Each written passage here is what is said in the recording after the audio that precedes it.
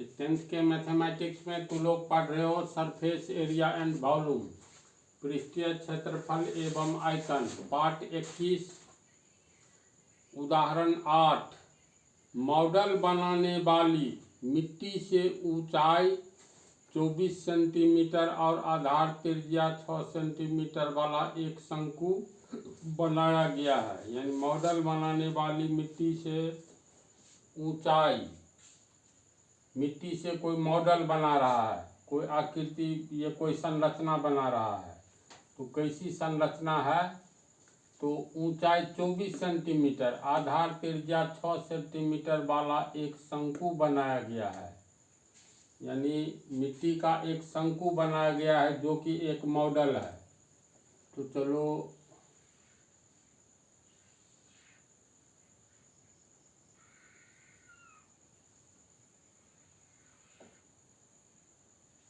ये उल्टा शंकु है, सीधा ये वाला भाग ऊपर रहता है।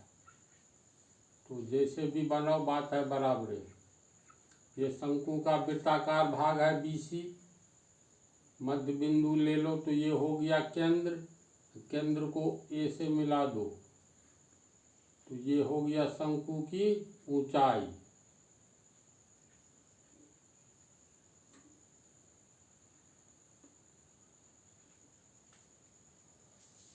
तो मॉडल बनाने वाली मिट्टी से ऊंचाई 24 सेंटीमीटर और आधार त्रिज्या 6 सेंटीमीटर वाला एक शंकु बनाया गया है। ऊंचाई, शंकु का ऊंचाई AO होगा। तो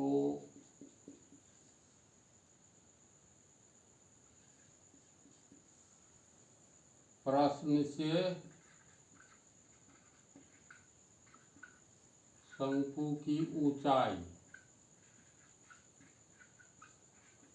इसको H मान लो, ये ऊंचाई AO है। ये दिया है शंकु की ऊंचाई 24 सेंटीमीटर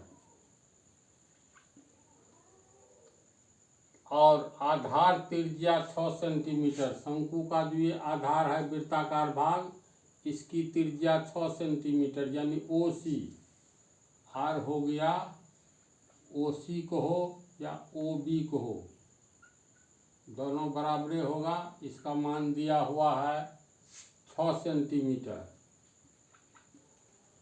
एक बच्चे ने इसे गोले के आकार में बदल दिया। देखो ये मिट्टी का मॉडल है जिसका आधार त्रिज्या 6 सेंटीमीटर, ऊंचाई दिया हुआ है 24 सेंटीमीटर। एक बच्चा आता है, ये इसको मतलब बदल देता है किसमें, मिट्टी का गोला है तो इसको किसी भी रूप में बदला जा सकता है। तो मिट्टी का शंकु है, इसे गोले के आकार में बदल दिया। कोई लड़का आता है, इसको मिला करके एक गोला बना दिया। मान लो ये गोला बना दिया मिट्टी का। तो गोले की त्रिज्या ज्ञात कीजिए। मान लो ये केंद्र है, P केंद्र है। तो गोले की त्रिज्या, P केंद्र वाले गोले की त्रिज्या कितना होगा? तो मान लेते हैं MN व्यास है, P केंद्र है, तो त्रिज्या ये हो गया PN त्रिज्या, PM त्रिज्या। तो यही त्रिज्या निकालना है। शंकु मिट्टी का है, एक गोले मिट्टी का ये बनाया गया है शंकु, जिसका आधार त्रिज्या और ऊंचाई दिया हुआ है। इसको मिला करके एक गोला बना दिया गया है। इसका त्रिज्या निकालना है। तो देखो दोनों का क्या बराबर होगा? आयतन बराबर होगा। याद करो, जब शंकु को गोले के रूप में ढाल दिया जाए तो शंकु का आयतन बराबर गोले का आयतन होगा। यानी लिखेंगे मिट्टी के शंकु को गोला में बदलने पर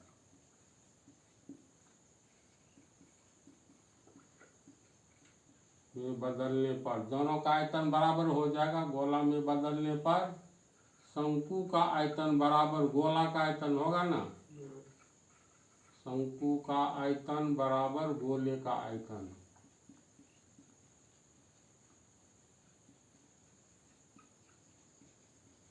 शंकु का आयतन होता है 1/3 पाई आर स्क्वायर एच। तो आर देखो, इसको कैपिटल आर स्मॉल आर मानते हैं, इसका R1 मान लेते हैं। तो ये हो गया तुमको शंकु के लिए, तो शंकु की त्रिज्या R, तो R हो गया H हो गया AO बराबर गोले का आयतन 4/3 पाई R क्यूब। तो इसका R1 माने हैं, तो R1 क्यूब पाई R क्यूब होगा। 3 यहाँ पर आएगा तो 3 3 कट जाएगा, बोलो तो। जैसे इसमें हम लोग लिख सकते हैं R स्क्वायर एच बराबर, तिरछा गुना करो तो 3 आ जाएगा यहाँ पर, 3 गुने 4 बटा 3 पाई R1 क्यूब। तो 3 यहाँ आ गया, ये पाई कहाँ जाएगा, पाई नीचे में आ जाएगा ना, गुने पाई, पाई को ले आए और 3 को तिरछा गुना में पाई आ जाएगा नीचे, तो बच गया R स्क्वायर एच। देखो ये 3 3 कट गया, पाई पाई कट गया, तो बचा क्या, इधर बचा R square H. R square H बराबर इधर बच गया 4R1 क्यूब, 4R1 क्यूब, इतना ही बचा। अब इसमें मान भरो, R का मान दिया है 6 सेंटीमीटर, तो 6 cm का स्क्वायर, H का मान दिया है, ये शंकु का हाइट है, तो H का मान 24 सेंटीमीटर, तो ये हो गया 24 सेंटीमीटर बराबर 4 गुने R1 का मान निकालना है, R1 क्यूब।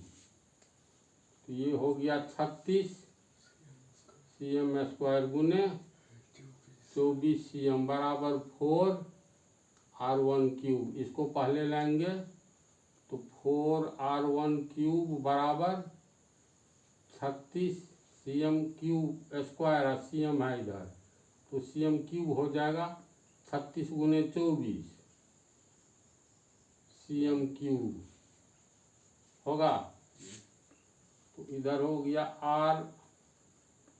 R1 क्यूब बराबर, ये 4 बराबर के आगे नीचे आएगा, यानी 36 गुने 24 बटा 4 cm क्यूब। इसको काटेंगे 4 एकम 4, 4 नौ 36, 9 गुने 24 cm क्यूब, इतना होगा।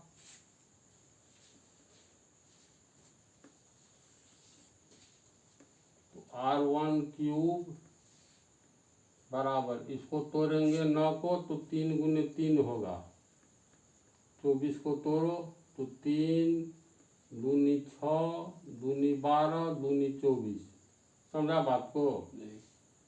cm क्यूब को तोड़ेंगे तो रहने दो cm क्यूब, तो इधर हो गया R1 क्यूब, 3 3 ठो है तो 3 स्क्वायर हुआ, और सॉरी 3 का पावर, या ऐसे करो 3 3 दूनी 6, देखो 3 दूनी 6 3 दूनी 6, 3 ठो 6 आया, 6 गुने 6 cm क्यूब बराबर 6 का पावर 6 cm का पावर 3 होगा, बोलो तो। अब यहाँ पर हो गया R1 क्यूब बराबर 6 cm क्यूब। जब पावर बराबर होता है तो नीचे वाले के बराबर होता है, इसीलिए R1 बराबर 6 cm आंसर। इसका R1 कितना हुआ, 6 cm। समझा इस बात को, इस पार्ट में, इसलिए ये रहने दो, इससे आगे वाला लंबा हिसाब है जो 22 पार्ट में बतलाएंगे।